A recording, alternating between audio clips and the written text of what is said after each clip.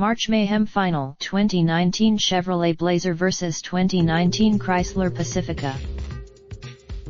Among the many important decisions you might make during that first pregnancy is the second most expensive purchase for most of us, the family car.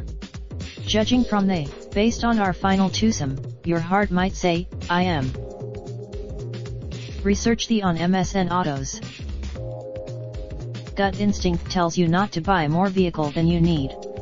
You only have the one. As part of our quest to find the best family car, we invited 8 vehicles to compete in a winner-take-all bracket. After winning their hang on, though. Most people have, but let's not get ahead of ourselves.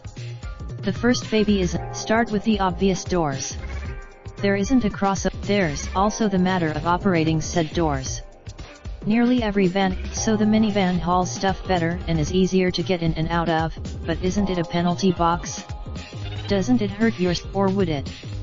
Before we left, real streets only reinforced the test results. The Pacifica ride. Speaking of, it's worth mentioning that no mainstream two-row crossover offers a rear seat entertainment system. But when starting a college fund for young Sierra or Michael, a family must consider the dollars and cents. Two-row crossover. A final factor in our championship battle is the experience of our peers. Among us, it's not impossible to make a two-row crossover a family vehicle, as many families and automotive product planners will attest. They're designed to be minivans, however, require no compromises or optional equipment or packaging tweaks because they're designed from the ground up for this specific purpose. What's more, research the on MSN Autos.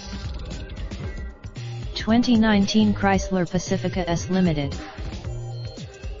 2019 Chevrolet Blazer AWDRs.